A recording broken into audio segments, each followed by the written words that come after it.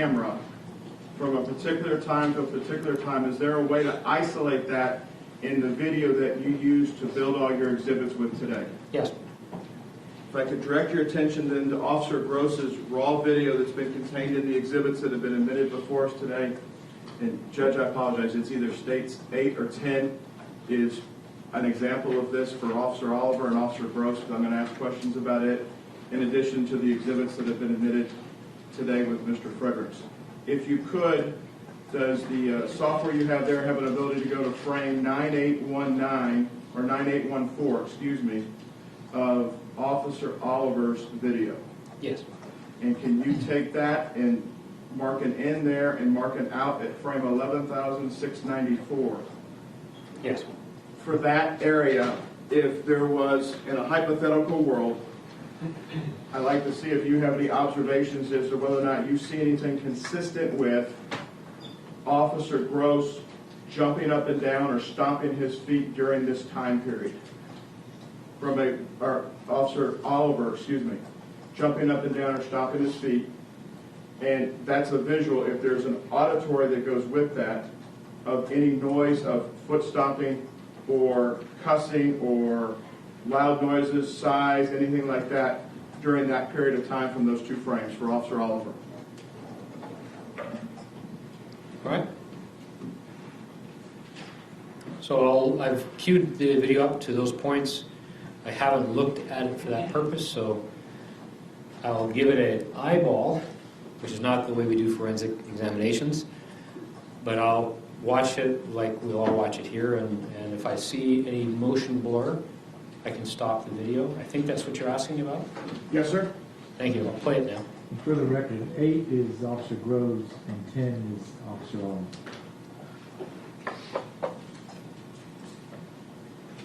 Thank you. 64 Black Cadillac, southbound Shepherd. Turn on to standby. Bishop going towards Ambassador.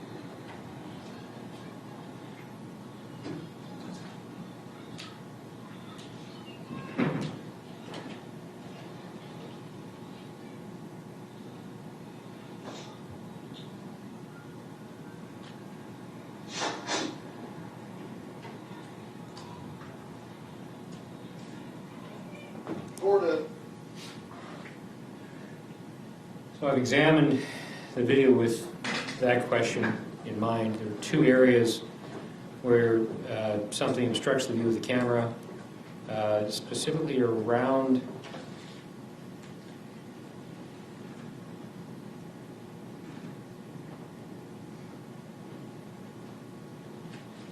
around 23, 19, 13, 14. I'll just play it through there. So I'm at 23, 19, 14, through to 15,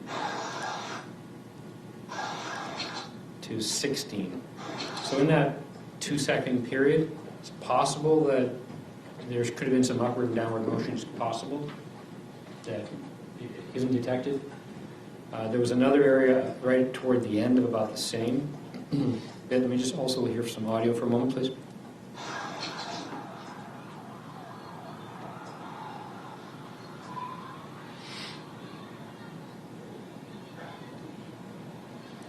There was an expletive or something there, but I'd have to spend some time trying to define what it was. Not the appropriate venue to do that, and just trying to listen to my computer, but there was a statement or something said toward the end.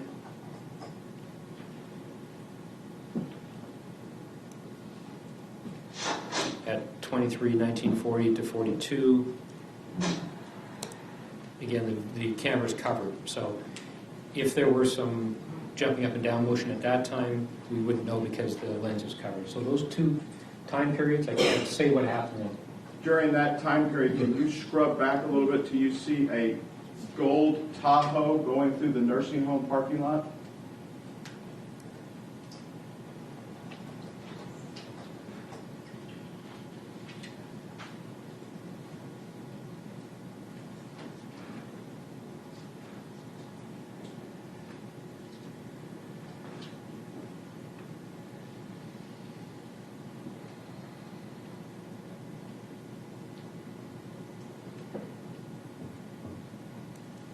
You.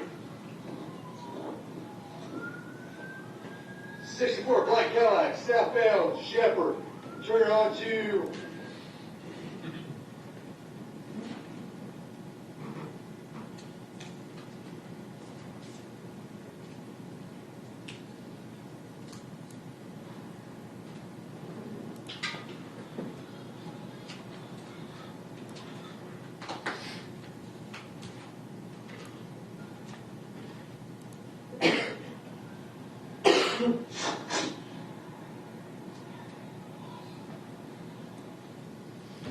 Right at the very last frame you provided to me, there's a SUV going through that parking lot. Thank you. And at the conclusion of your testimony, I understand that video takes time to render out. Would it be possible if I provided you with a thumb drive that you could make these excerpts so we could record them for the record with the court reporter for what we've talked about here? Yes, sir. If you could you clear that in and out for now and go to, on Officer Oliver's video, frame 8,961 through frame 9,400.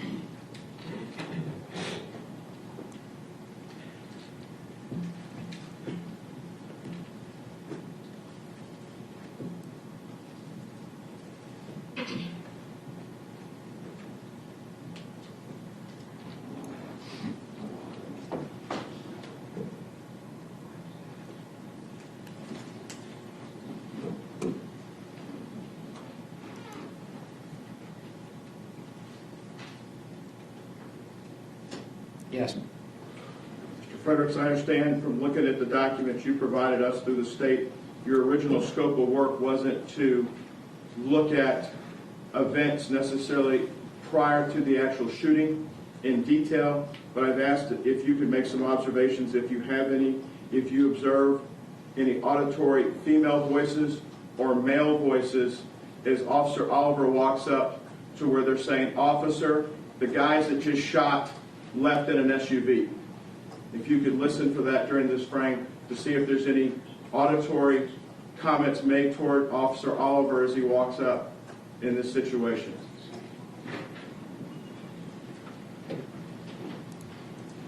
Say for shots came around somewhere in the Shepherd area, by the nursing home.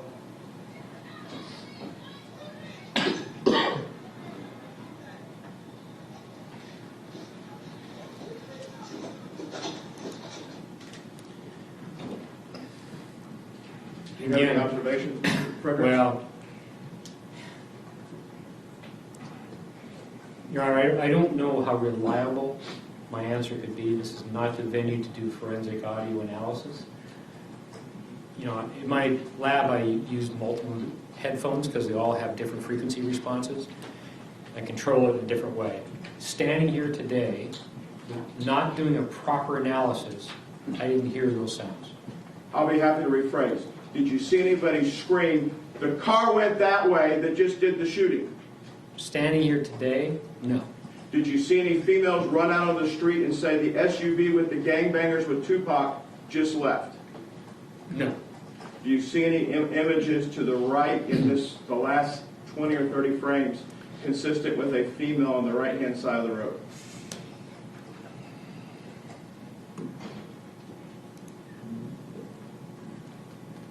There are individuals on the right toward the end. From here, looks like there's at least likely a female on the left side. Again, I haven't examined it, but I wouldn't disagree that it's probably a female on the left.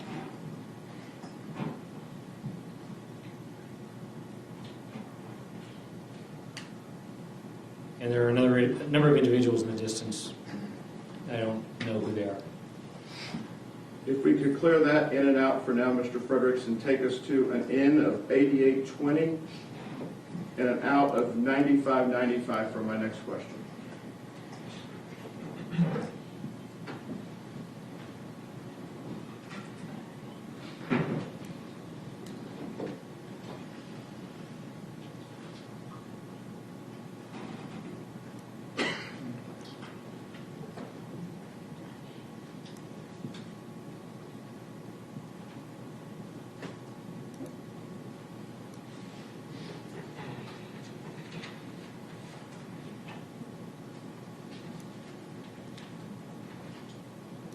Yes. And from that time period, from 8820 to 9595, do you make any observations of any subjects walking on the street and crossing in front of Officer Oliver as he goes up to support his partner, Officer Gross?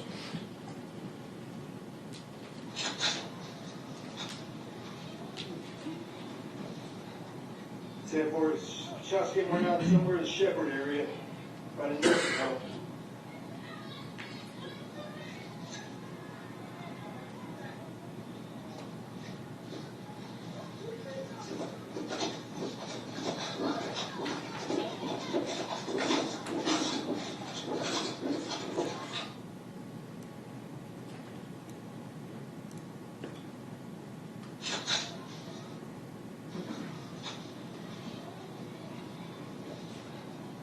Ten four, shots came around. I don't see anybody in the video crossing the roadway in front of Mr. Oliver. Do you have the ability to load Officer Gross's video in the same platform?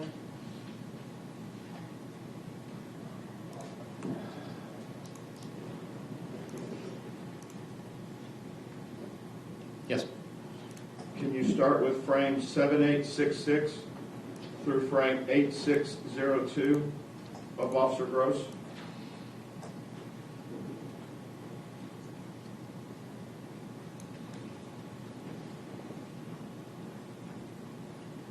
Seven 866 to 8602. Yes, sir.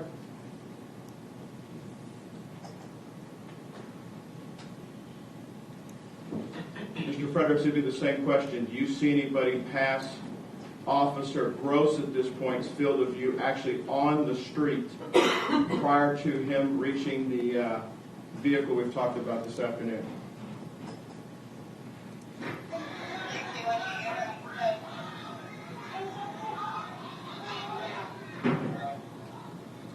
Hey, stop that car! Stop right there! Stop!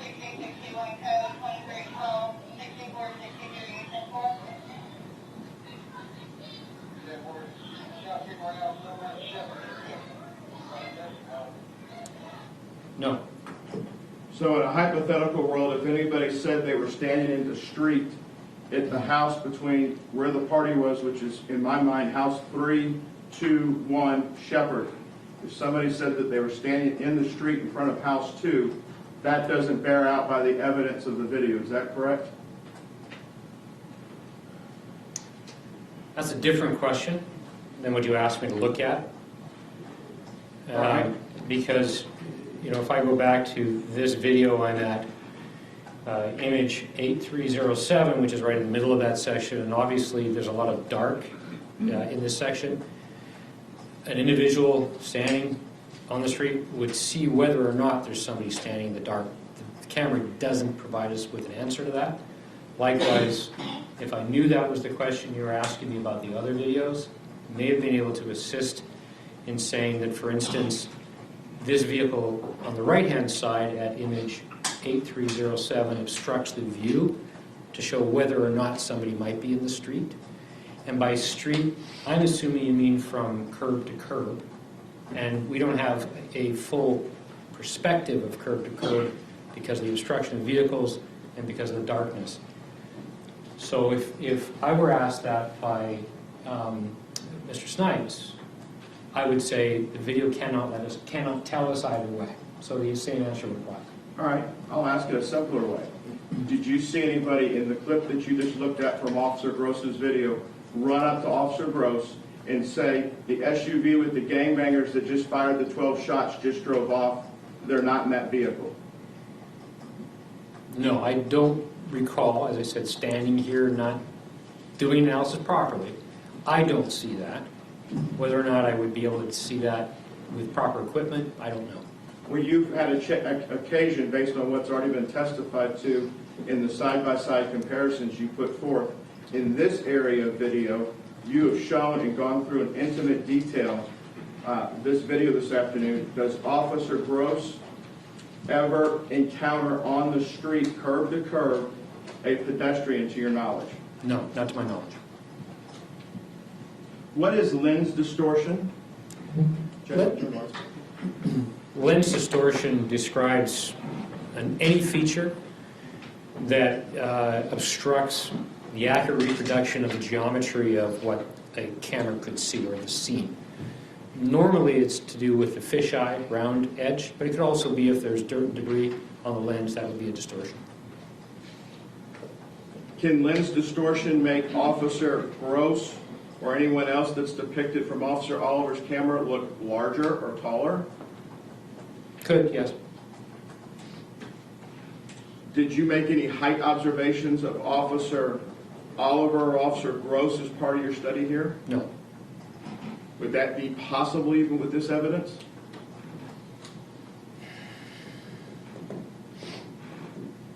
And by that, To do a height comparison of the officer? and I apologize, since we have a quick time up, I'm not talking Mr. Fredericks or what we have up. Your presentation on your case in chief. Is the detail of the information in this system sufficient enough to let you at 7.5 frames or 15 frames make height determinations to that level of accuracy of people and the objects in the video? To what level of accuracy? Well, to a level of accuracy beyond a reasonable doubt in the state of Texas.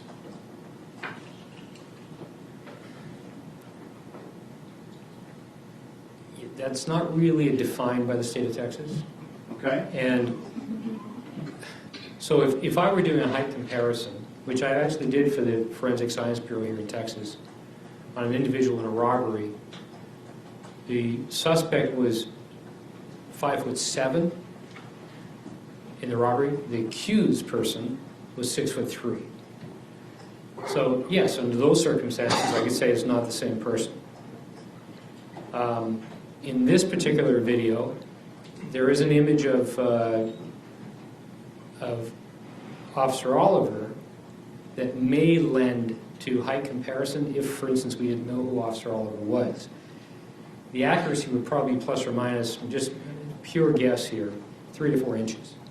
So in the case of somebody who is 6'3", who's accused, but the person is 5'7" plus or minus 4 inches, we can definitely eliminate. So that's what the state of Texas says. Well, I'm not sure what your question is getting at, but there is no defined margin of error. Well, if we can't get to a good accuracy on a height comparison with images from the body-worn videos, how do we get to this detailed accuracy that you talked about with laying the 3D image on top of it? And if the image is good for isn't as good for reverse projection, should it not be good for everything then? No, absolutely not, no. For height comparison, we have to see where the individual's feet are. The person has to be standing relatively erect. And at the same moment in time, we have to see where the top of the head is. At that point, if we have that kind of clarity, we can then do an estimation of the height from the top of the head through the center of the body to the ground below. This is something quite different. We don't care about the height of the officers in these images. In fact, they're not really depicted because the camera is being worn by the officer somewhere in the uniform and is looking away from the body. We can't do a height comparison on the individual. But what we can do is we can see features in the road, as I explained, to accurately place objects. So it's accurate for that purpose, not for height comparison. So if it's not accurate for height comparison, then we have an issue with placing the actual vision of the officers in question. We're just capturing with the video at 7.5 frames or 15 frames the visual of what's coming off a body-worn camera and not what they're actually perceiving? I'm sorry, there's a lot of stuff there. I didn't hear your question exactly. I'll rephrase it. Thank you. The video that you talked about on direct, that's not what the officer actually saw. It could be more, it could be less. Do you agree with that? I would say the officer would see a lot more than the camera. That's my experience. Are you aware of a phenomenon where officers, when they're focused in during a stressful environment, such as unholstering their weapon, that their vision goes from very broad to very focused? I'm aware of that during a shooting, but the issue is we're dealing with stuff leading up to the shooting, and that's not that kind of situation. We call it, I think the term that I've heard is tunnel vision, where at the moment of the critical event, the individual may get tunnel vision. Again, that is not my area of expertise. I've heard it. You've asked the question. I don't know if it's relevant to this. I just know that in these situations, specifically the image we're looking at here, at A307, this camera does not depict what a human could see at that time. I don't know what was in their mind or how force effects affect their perception, so it's not my area of expertise. Just here's what the camera showed. To your other question, Mr. Brissett, about height comparison, I have the height of the cameras. The height of the cameras is built into the reverse projection, not the height of the individuals. And I provided you about a month ago with all of that data, so you have the ability to open up the data and you'll see the exact height of the perspective of each of the cameras for each of the reverse projections. I don't know where on the body the camera was being held by the officer. It'd be somewhere in the chest area, but that could vary multiple inches. So I don't really know where on the body. So I can't tell you how tall the officers are. Didn't know that was an issue. But we certainly have the heights of the camera at each reverse projection position.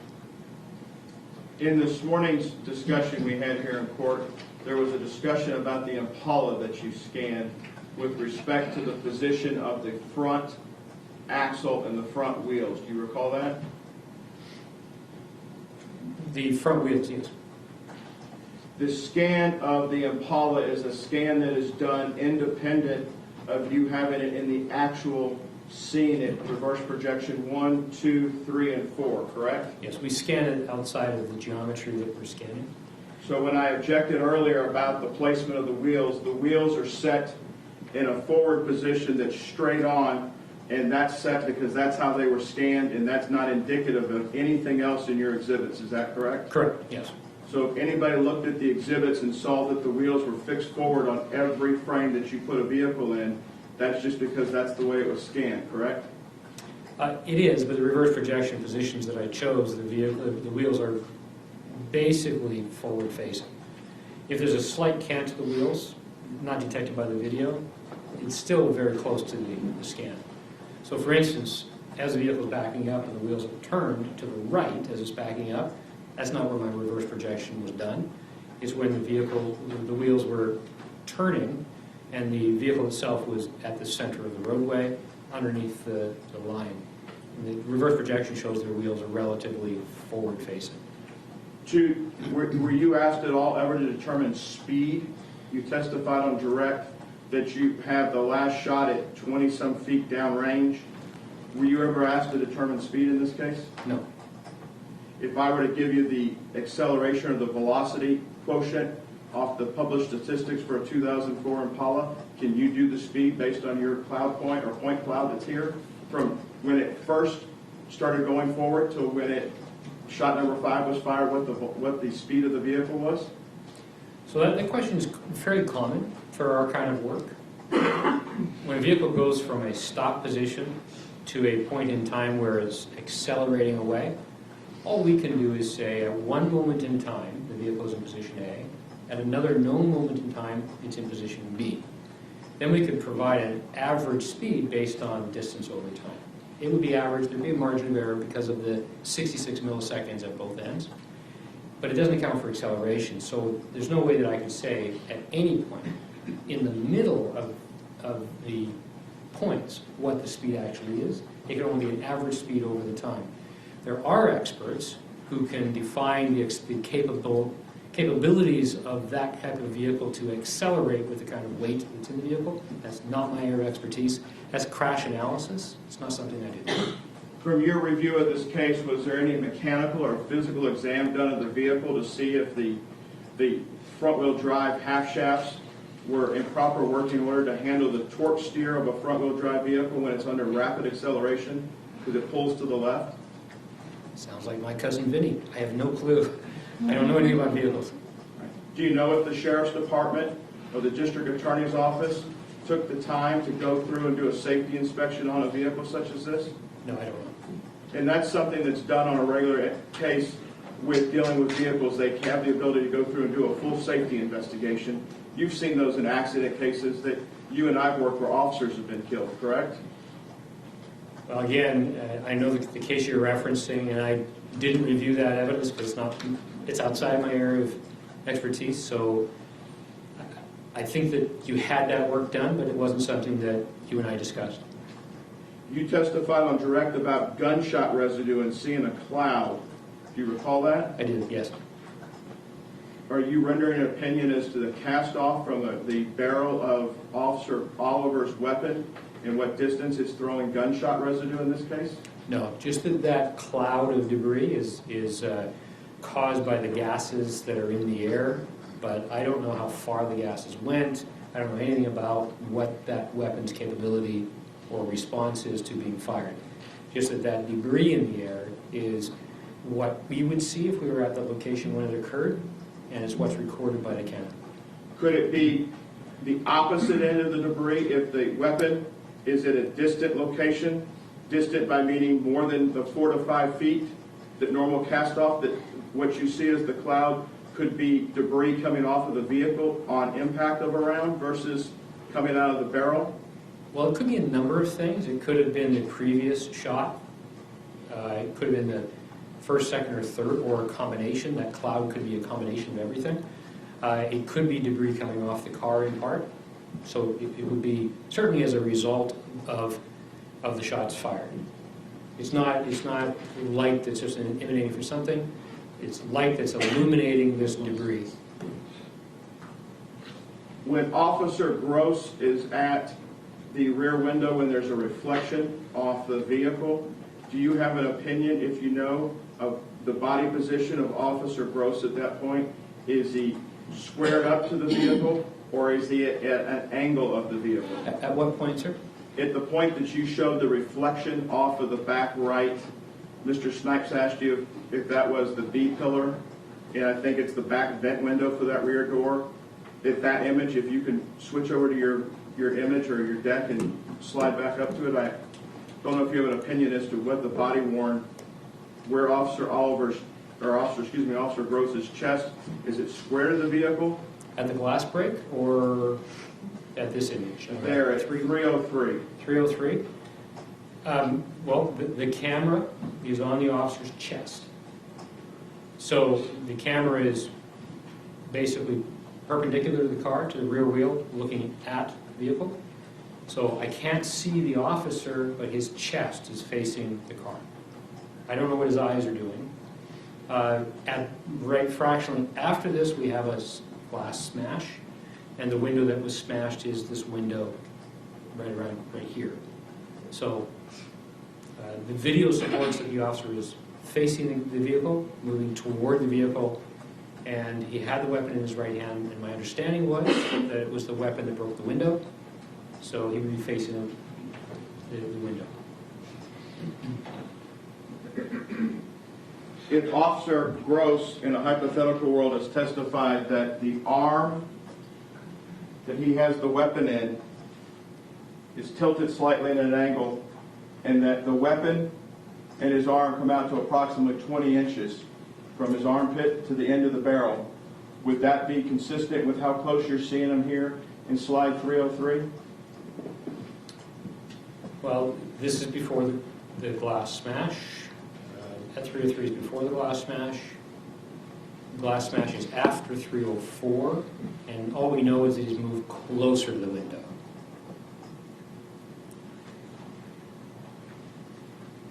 Have you found anything that prohibits an officer? I'm sorry, hang on just a second.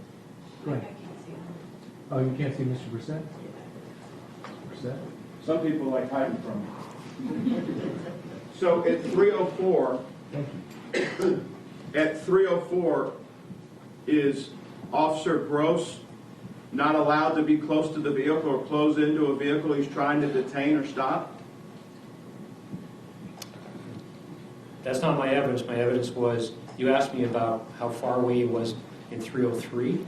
Okay. This is not my evidence. My evidence was he moved closer to the vehicle in 304 and that the glass smash occurred after this image.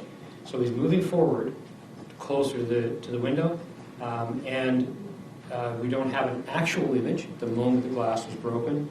This image here, as opposed to the previous image, shows that he's moving rapidly up to the car and is much closer than the previous image. Can't really say how close he is here. Obviously close enough to break the window. And he's at the rear of the car.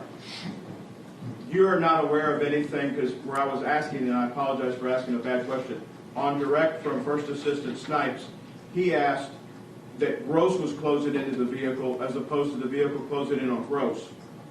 Gross has a right under the law, if he has a right to make a stop, he has a right to go up to the vehicle. Would you agree with that? You know, I don't know what the laws are here. It makes common sense. But the video shows the officer moving up toward the vehicle, not the vehicle moving toward the officer.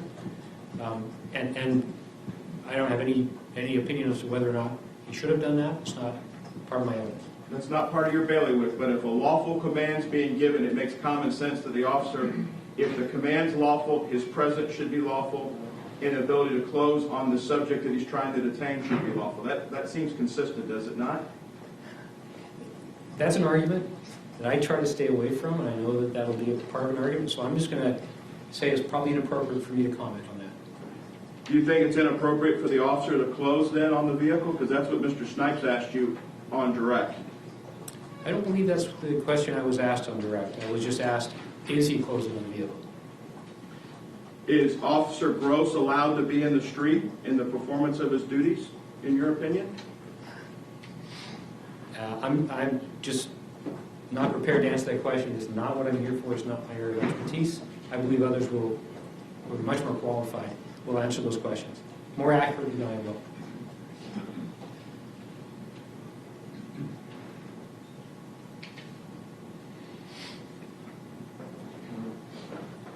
Would you agree that the camera doesn't take into the human factors that one must consider when looking at and determining and judging an officer such as Officer Oliver on April 29, 2017?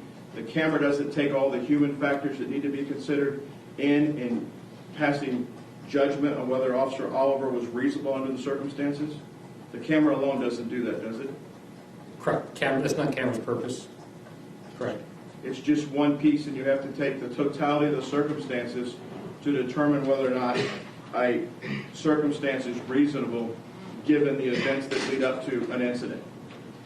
The cameras offer information and a perspective that needs to be considered as part of the story. I agree with that. Thank you, Mr. Fredericks. Pass the witness, Your Honor. Snipes? Very briefly, Judge. You testify for both the defense and the prosecution, right? Yes. Can you give the jury kind of a proportion on that? I have a case manager in my office, and when we get a request to work a case, she has literally a balancing archive, and she looks to see how many cases, we do civil cases as well, how many cases we're currently working for the plaintiff. So if we get a call for another plaintiff case or a little heavy on that, we'll just say we're not available. We try to balance, in civil cases, plaintiffs and defendants equally, and likewise in criminal cases, we do our best to balance our work we do for prosecutors and for defense counsel. And we do it, we try to do 50-50. You know, we range anywhere from 30 to 70, depending on where it's going. But we do our best to go 50-50, and if Mr. Miles, or Mr. Brissett had called me before you did on this case, I'd be working the other side, providing the exact same evidence. Mr. Brissett brought up split-second decisions. How much time in between the time that the defendant started running and the time those shots were fired? Just over 9 seconds. 9 seconds. Yes. So not a split second. No. Can you go to 23:18:10? I promise this won't take long. And I want you to tell the ladies and gentlemen of the jury whether or not you can hear anything that Mr. Oliver is saying as he approaches that vehicle.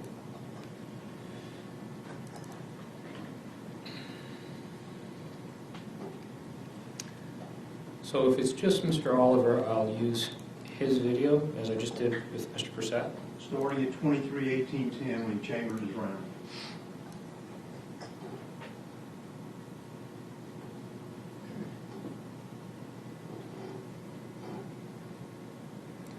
And going to what time? Up to 37.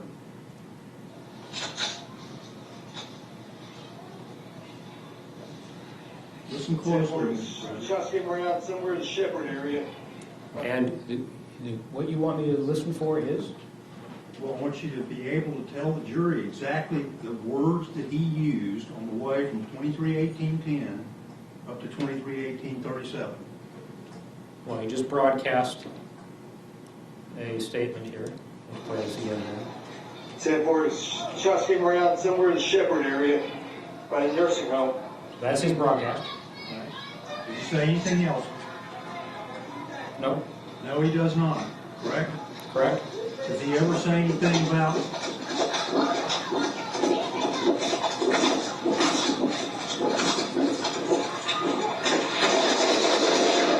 Okay, stop it there. So he says 10-4 shots came around over by the nursing home, over by the Shepherd area. Correct? Correct. Does he say anything like we were giving them commands? No. Does he say we were both telling them to stop, stop? No. So if it shows him saying that to another police officer, we were giving them commands, we were both telling them to stop, stop, that's a lie, is it not? There's no visual or audible record of that. That didn't occur at that time. Right. Okay, so go to 23:20:20, and let's listen to what he says.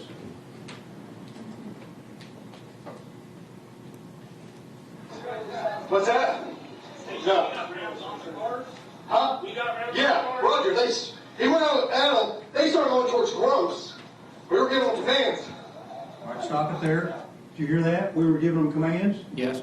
Did you hear any of that back, the defendant giving any commands to that car? No. So that's not true. Correct. It doesn't represent what occurred. Okay, go forward to 23:21:20 and listen to this. So try to get in touch with, Sam, I'll contact administration, just contact 326. No, Gross is out here trying to stop them. They back up and they start coming at him. And we're both yelling, stop, stop. Stop it there. We were both yelling, stop, stop. Did you hear that? No, he didn't yell stop, stop. He didn't, so that's another lie. It's not true, correct? Pass witness. What is video memory? Video memory is a term that describes when somebody looks at a video prior to providing a statement. They'll sometimes adopt the video that they watch as their memory. So if two officers are working together and then the next day they both sit down and watch the video and then provide a statement, sometimes one officer will adopt the recordings he saw in the other video as here's what I saw, here's what I did. It's not uncommon. It usually occurs after they review the video, usually after a passage of time. Is it common in your world to show a law enforcement body-worn video to civilians in preparation of their testimony? Yes. To give them a perspective other than their own? It's often done to say, can you identify yourself in these images? Where were you standing? Is that you? What time were you there? So it gives a perspective. It helps police officers, if they're not the subject of a use of force case like this, they will always review their video evidence before they finish a report. helps them refresh their memory of what they did, where they were. So it's very common. Can civilians also develop video memory? Well, you know, I'm not a memory expert. I know the term. It's not my area of expertise. Thank you. Pass the witness. Nothing further, Your Honor. May this witness be finally excused? From the state, yes, sir. Subject to us making the recordings and offering that is whatever she tells me my next defense exhibit is. All right, you all can take care of that before he leaves. Thank you, sir. You may stand down. Miss Mize? Sorry. Y'all want to take care of the PD before we call your next witness? Yes, sir, and then we've got to get our witness down here. So. Okay. 15 minutes to pack all this up. I bet they can do it in 10. I'm already packed up. All right, I'll see, we'll take a break. Please be back at 4 o'clock. All rise for the jury. Don't discuss anything. No do anything. Thank you. And perhaps also Mr. Brissett, and then just raise your arm. Mr. Stiles, you may proceed when ready. Thank you, Judge. Please state your full name for the record, spell your first and last name. Jeremy Chamblee, Jeremychamble. And how are you currently employed, sir? I'm a full-time police officer with the city of Balch Springs. And what are your duties there? Work in the patrol division. I respond to calls for service, preliminary investigations in criminal offenses, traffic enforcement, testify in court, work accidents. You have any extra duties? I'm also a field training officer, and I'm a acting shift supervisor when my sergeant's absent. What does a field training officer do? Trains new recruits when they get hired onto the police department. I direct your attention to April 29, 2017, and I'll ask you if you were on duty that night. Yes, I was.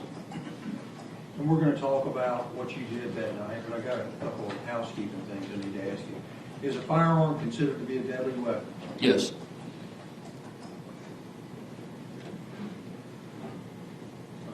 And do you know who Roy Oliver is? Yes. If you see him here in the courtroom, can you please point to him, identify an article of clothing he's wearing, and further describe him? Yes. Gray coat, green tie.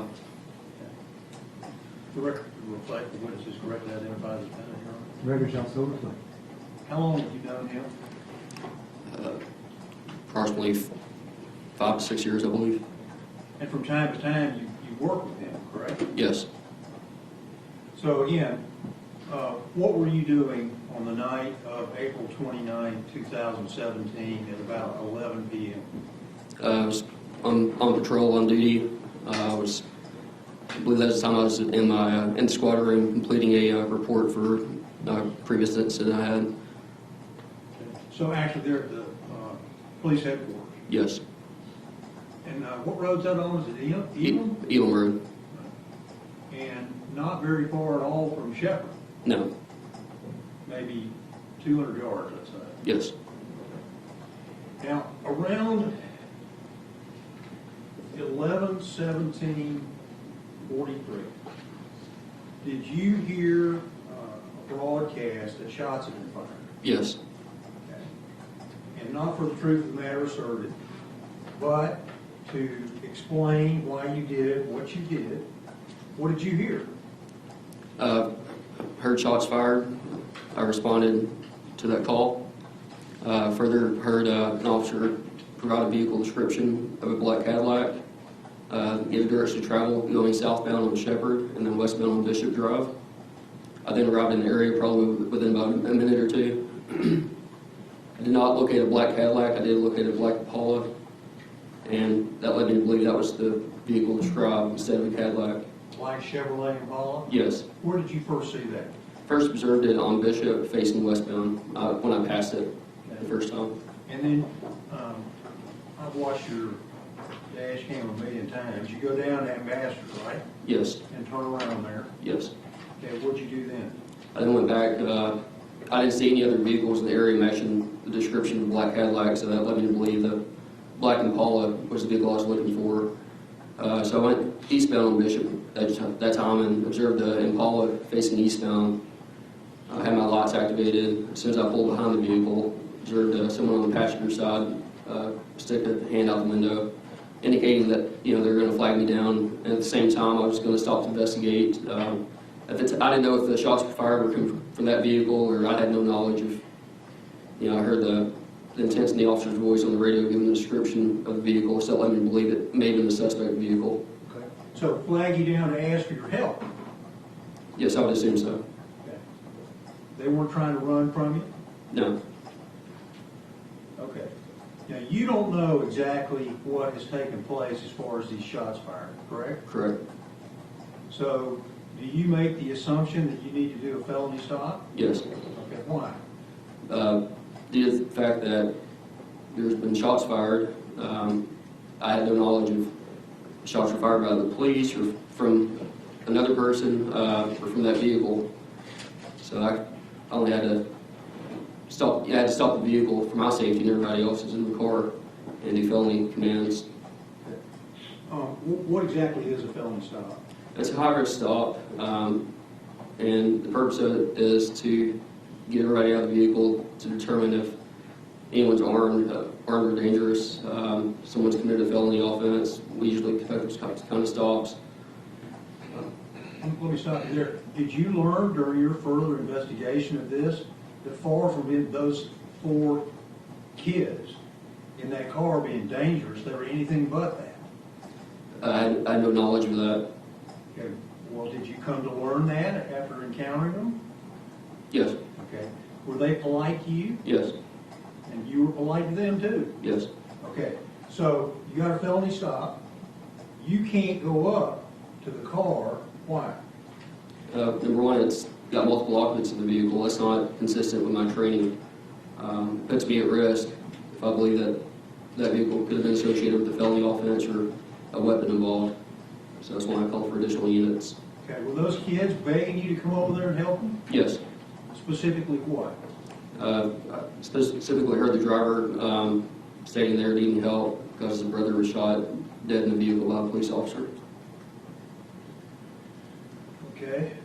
My appellate lawyer says I've got to ask you this. Are you aware of any statements, if any, that the defendant made to Lieutenant Merritt as part of his investigation? No. Did anyone, either Lieutenant Merritt, Lieutenant Hurley, or Chief Haber, provide you with any information that you're using for your testimony here today? No. Is your testimony based on your personal knowledge of what you observed at the scene? Yes, it is. So, they're basically begging you to go over there and help them, but you can't. Right. Okay? And you now know why they were begging you to come over there and help them. Yes. And in fact, they yelled it out to you, didn't they? Yes, multiple times. What did they yell to? I'm sorry? What did they yell to? That his brother was shot, was dead. I heard that multiple times. Specifically, he's dead in here. Remember that? Yes. Now, eventually, did another officer come down to Bishop to make it where you could go ahead and get those kids out of the car? Yes, we had a few more officers show up. Okay. And would that include the defendant Yes. and also Officer Pedro Gonzalez Yes. and Officer Jeffrey Baldwin? Yes. And all those guys came down there and did the best they could to get those kids out of that car, and once you got the situation stabilized, to go check on poor Jordan. Right? Yes.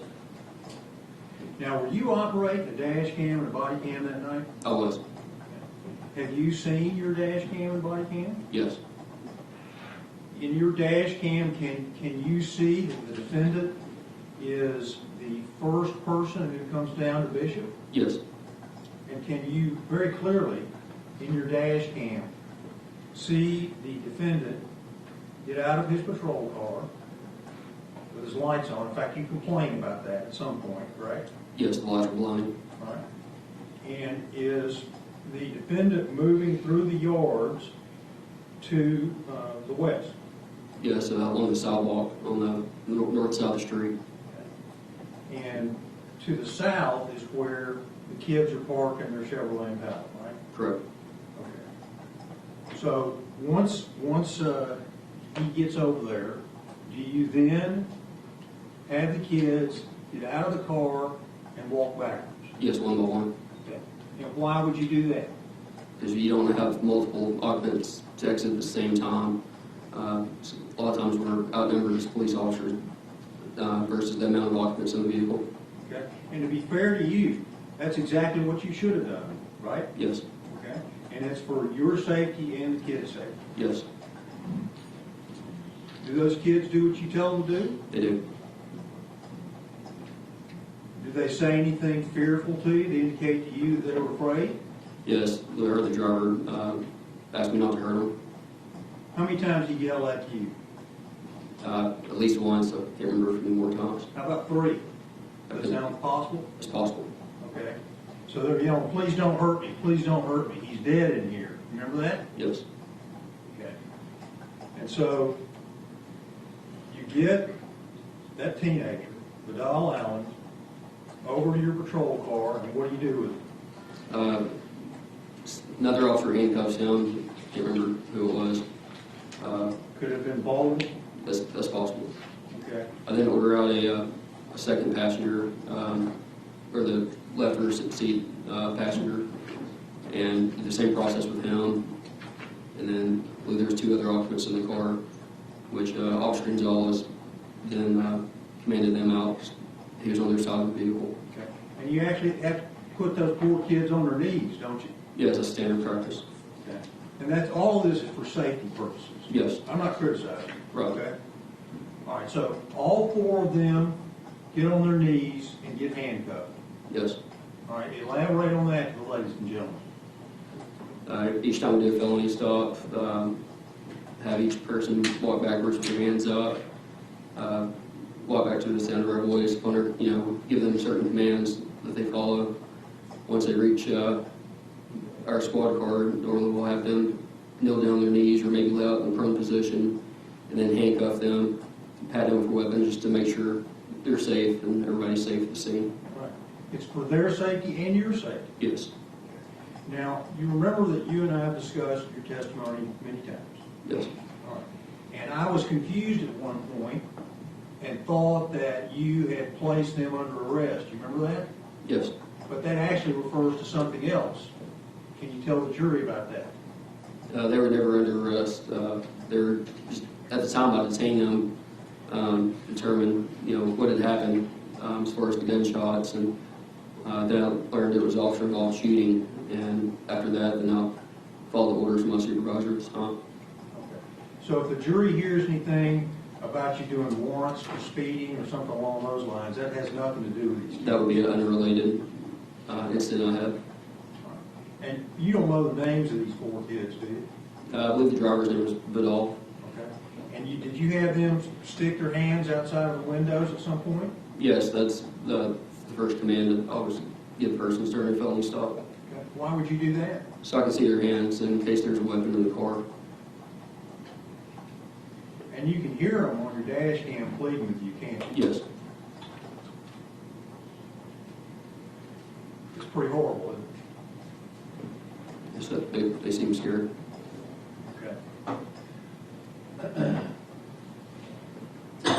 After a while, do you, Pedro Gonzalez, and the defendant go up to the car and look in and see poor Jordan in there?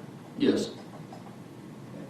And would you be able to describe photographs that depict the inside of that car, including Jordan? Yes.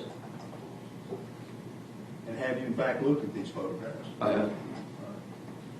And you, along with me and my colleagues, reviewed your body cam and your dash cam, correct? Yes. And you initialed those? Yes. Indicate that they were yours? Yes. We're going to talk about this too in a little bit, but did you and Vidal actually pray together? Yes, he asked me to join him in a prayer.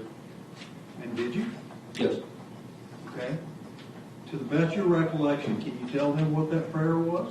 Yes, he was just asking God to watch over his brother, and if he doesn't make it, then let God keep him safe.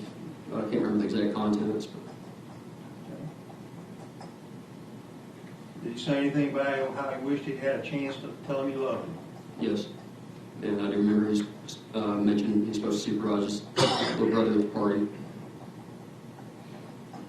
And that he wanted God to take him into his kingdom? Yes.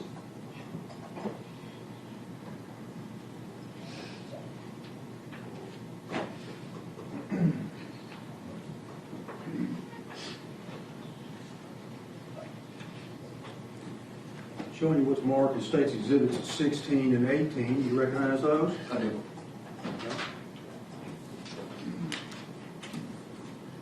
How do you recognize those? It's labeled with my initials, sealed, Okay. the initials and the date, July 18th, 2018. Okay. Both of them are? Yes. So you know those are yours. Yes.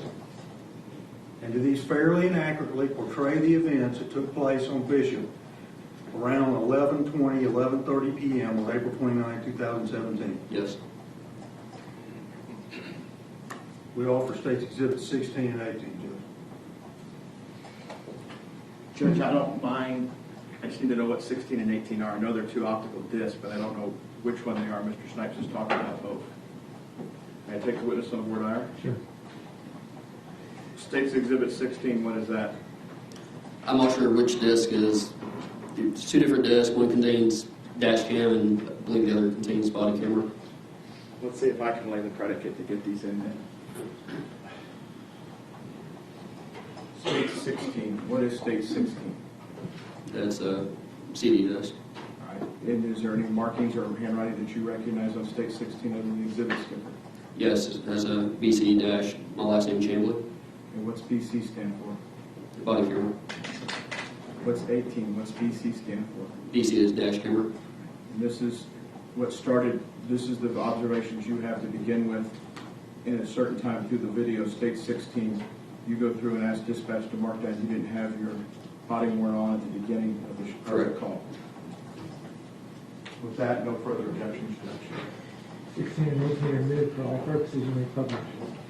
Before I get to that, Judge, I'll show you these photographs here. I'm showing you now what's marked as State's Exhibits 27 through 40. And I'm going to ask you to look at those and ask if those fairly and accurately portray the inside of that Chevrolet Impala with Jordan in the front seat.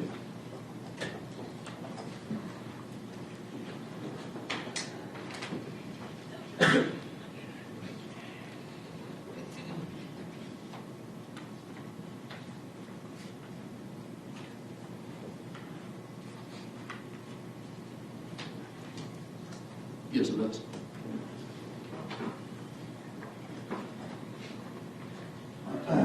All for State's Exhibits 27 through 40.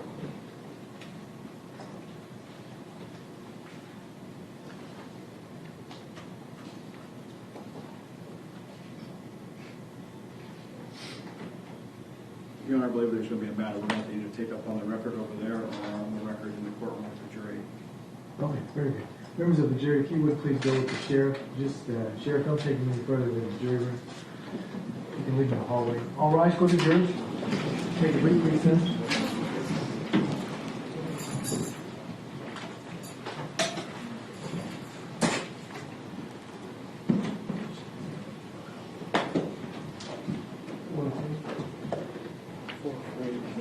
There's cumulative, I can run off for, we saw these the other day.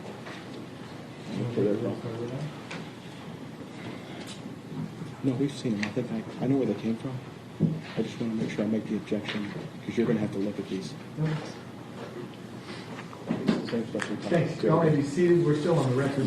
Mr. Reset, in the presence of the jury, do you have objections you wish to make? Judge, can I have about 30 seconds to lay these out? We looked at these. These are some of the items the state gave us the other day, so some of these.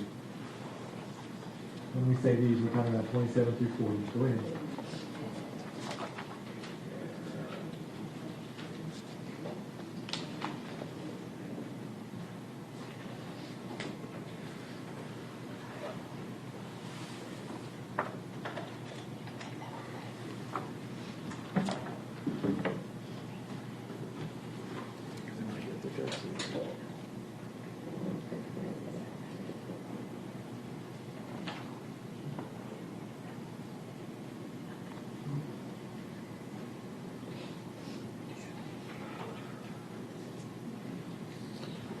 Your Honor, with respect to 27, 28, and 29, we have no further objections. What was your first? Our whole objections for what we have going on in the truck. 403? Yes, sir. So you don't have any objections to 27, 28, 29? No, Your Honor. Okay. No further objections from what we've been raising throughout the trial. All right. Those objections are overruled. 27, 28, 29 are admitted for all purposes. Your Honor, with respect to States Exhibits 30, 31, 32, 33, and 34, we'd raise a 403 balancing test in addition to a cumulative or repetitive duplicative, that the images themselves could be displayed with fewer images to accomplish the same point, and that the state's offering of multiple images showing the same events is just to incense and inflame the jury.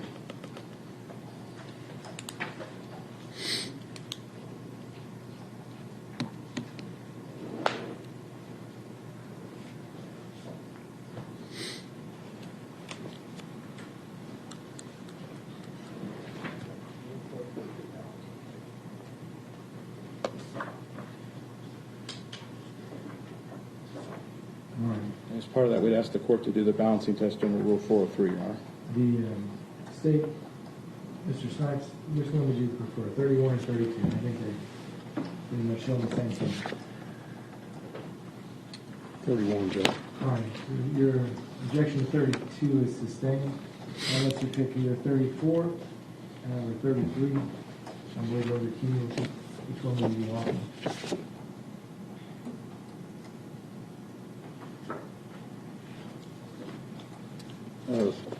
34, Judge. 34 is admitted for all purposes. 33 is not. Your objection to 33 is sustained. Your Honor, with respect to 35, 36, and 37, the defense does not have any further objections to those. All right. 35 is admitted for all purposes. 36 is admitted for all purposes. 37 for all purposes. And just so we're clear, 30 and 31 are for all purposes as well. Your Honor, we would object to states 38 and 39 under 403 with the balancing test along with duplicative of the areas that they depict.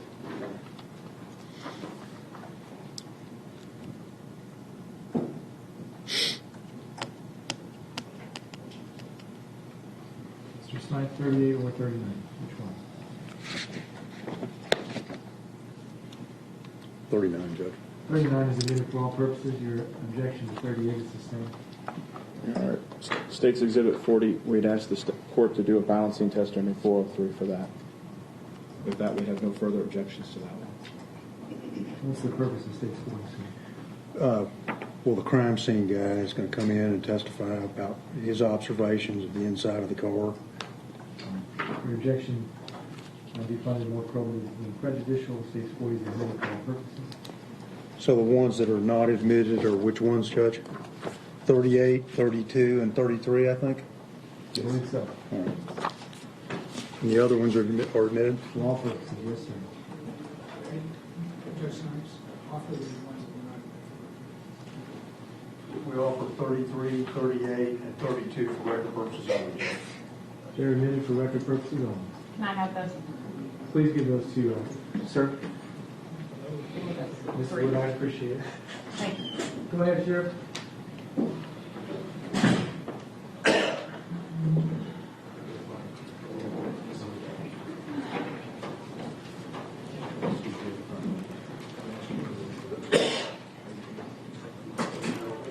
Go ahead, Sheriff. All rise.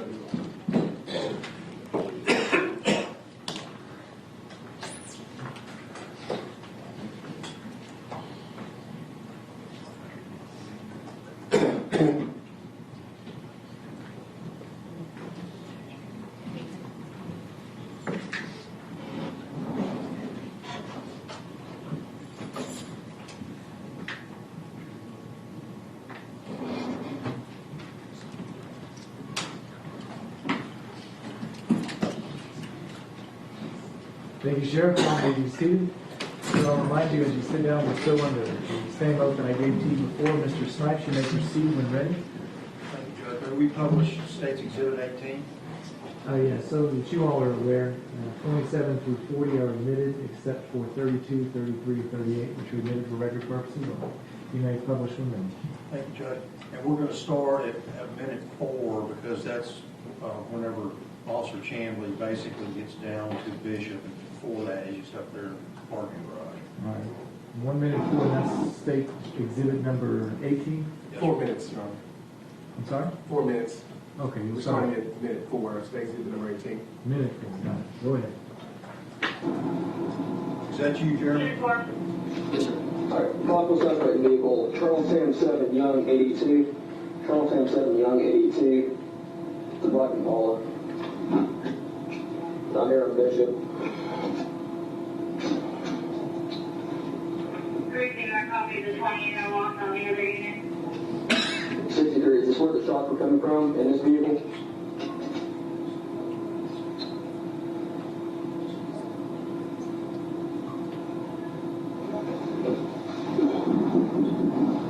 Everybody get your hands out. Stay in the vehicle, get your hands out. Stay in the vehicle, get your hands out. Get your hands out.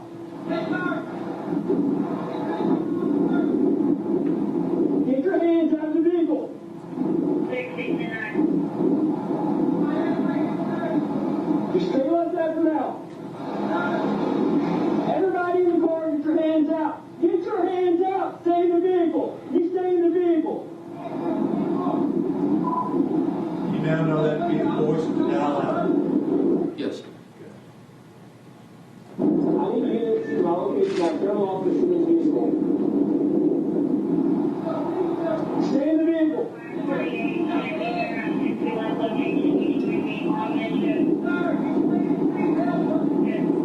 Okay.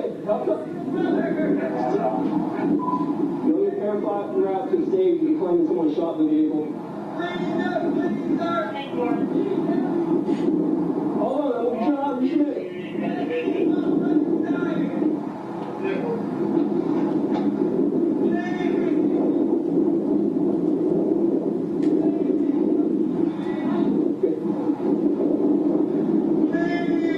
Where's he at? Okay. You stay here until I get an officer here, okay? Stay in the vehicle, stay like you're at. Okay, no, just listen, okay?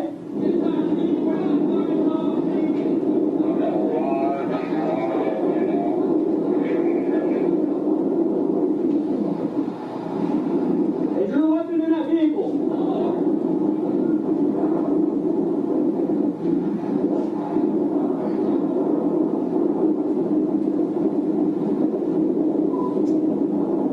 You're in my location. I am facing eastbound on Bishop.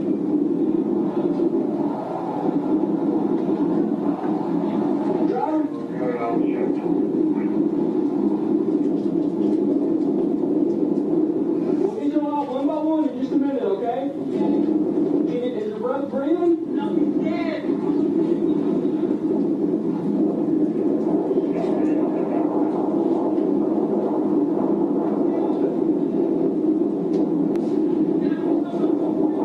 Don't worry about your phone. Don't hop out of the vehicle, hands up, face the front.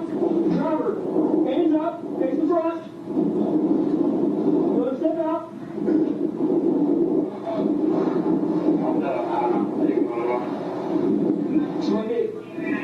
Select a gunshot victim in the front passenger seat. Driver, step out, hands up, face the front. Okay, get your hands out of the window, face the front, hands behind your head, walk to the left. Walk 4 steps to the left. Keep walking, keep walking, keep walking. To the left. Then slowly walk back to the sound of my voice. Walk back to the sound of my voice. Walk back to the sound of my voice. Can't see those fucking lights. Keep walking. Keep on. Keep walking. Keep walking. Keep walking. Come on. You keep your hands up, face away from me. Okay,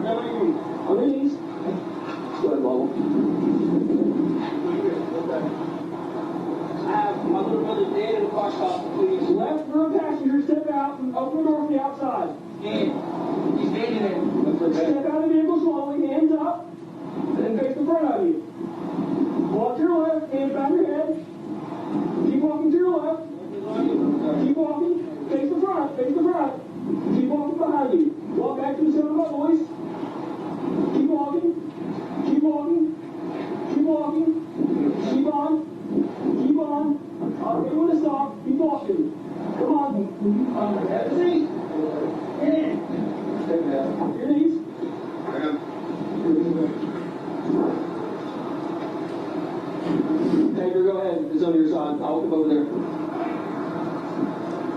Yeah, go ahead.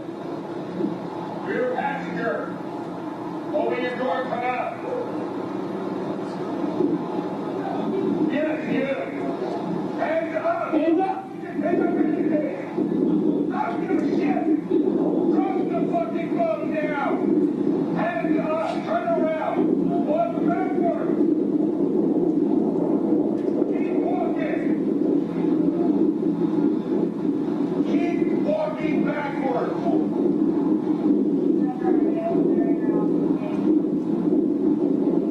Keep walking. Come on. Keep walking. Drop your knees.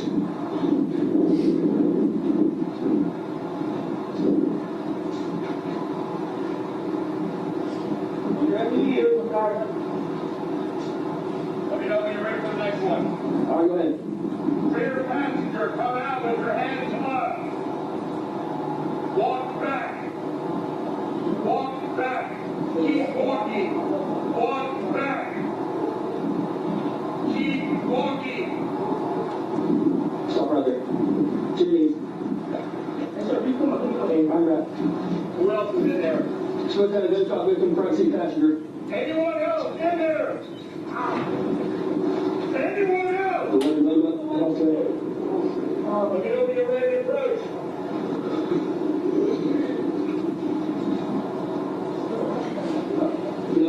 Let me know when you're ready to approach. Secure them in the car. All right, come on. Moving forward. Hands Hands up! Hands up! Hands up! He's dead. Let me go on their side. Move on the side to a better view. Better view. Better view.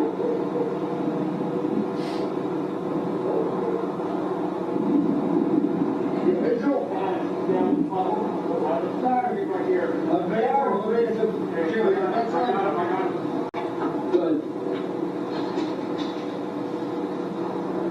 87. 87.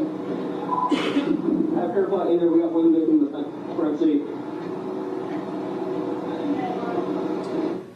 We're going to go ahead and stop it there, Judge. Can I ask him a few follow-up questions for that? Sure. So you and Officer Gonzalez and the defendant actually go up to the car to see if, in fact, the person in the right front passenger seat is, as the kids claimed, dead? Yes. Okay. And does one of you actually reach into the car in order to take his vital signs? I believe Officer Oliver did. The defendant? Yes. Okay. Do you know if an individual who has just fired an MC5 carbine rifle moments before could very possibly have gunpowder residue on their hands? I assume it's possible. Okay. And do you know if gunpowder residue can be transferred from one surface to another? I assume it can be. Okay. So could it have been transferred to the left hand of Jordan Edwards? I would assume. I don't have any experience in that field, so. But you've been a police officer Yes. for a long time, and surely you've heard that. Yes. Okay. And you would quarrel with me if I told you that this was Vidal Allen, Maxwell Everett, Maximus Everett, and Kavon Edwards, would you? No.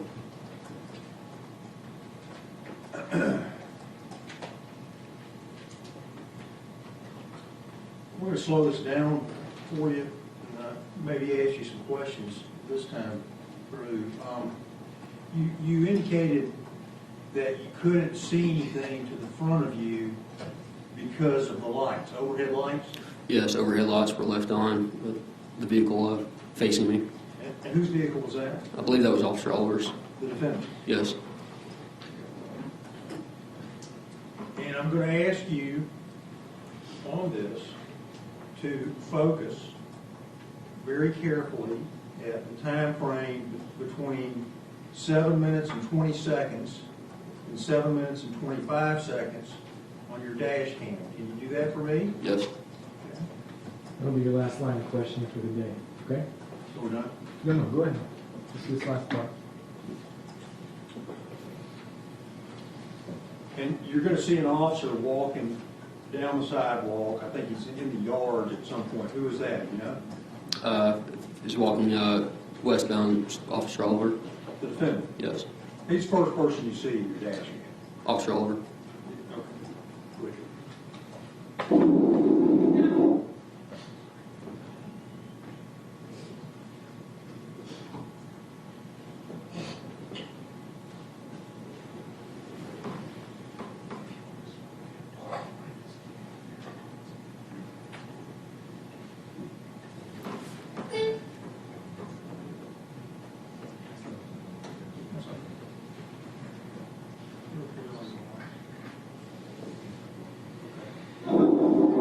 Don't worry about the phone.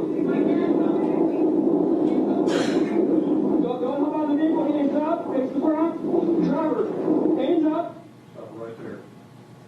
Now, you and I have looked at this many times, right? Yes. You don't know what he's doing there. It appears to me he's pointing at the vehicle. Okay. Could be that. Could it also possibly be what's called in common parlance, the bird? It could be. To me, it doesn't look like he's representing that. You don't know, do you? It doesn't look like that to me. Okay. Well, let's run that again. Face the front. Look. Don't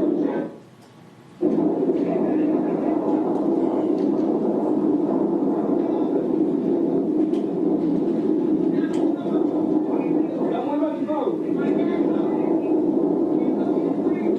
Don't hop out of the vehicle, hands up, face the front. Driver, hands up, face the front.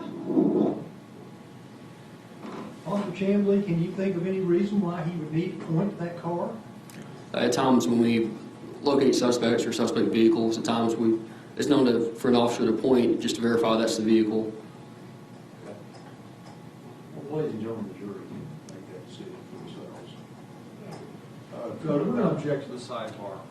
We've let this go far enough. I don't need another sidebar. Both of those are sustained. Let's not make any comments. And with that, members of the jury, please disregard the sidebar comments by both lawyers today. And I'm going to send you home for the evening.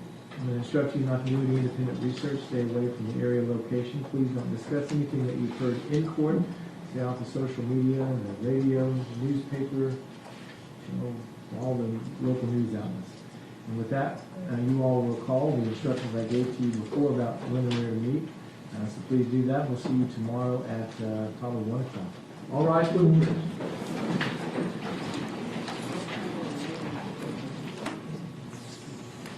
Thank you, Sheriff. You may be seated. Is there anything else we need to take up before we recess for the day? Judge, outside the presence of the jury, Mr. Fredericks left us what's now been marked for identification purposes. Is dispense exhibit 14, the video clips that he made. We offer them for all purposes. Okay. It's admitted for all purposes. Is there anything else, Mr. Brissett? Well, if we're going to go into the line of whether or not Officer Oliver is shooting the bird or not, I think we may have to hold Grant Fredericks over because he processed images and didn't find any of that. So if we're going to go back into this again from the state side of things, I'd ask that Grant Fredericks be held and be able to be recalled tomorrow morning. I won't go into it anymore, Judge. We've already gone into it far enough. You don't need to let me know what you want me to do. So If you want me to tell Mr. Fredericks to stay, then please tell him to stay. If not, then you can go. It needs to stay. All right. Make sure he stays. Is there anything else? Mr. Gill, Mr. Brissett? No. Thank you very much. What time do you want your warning, Judge? That concludes this hearing. We're in courts of recess. Ms. Wood, you can stop. Tomorrow morning, I want to start the hearing, the first expert hearing at 8:30. That means testimony at 8:30, just like we did today.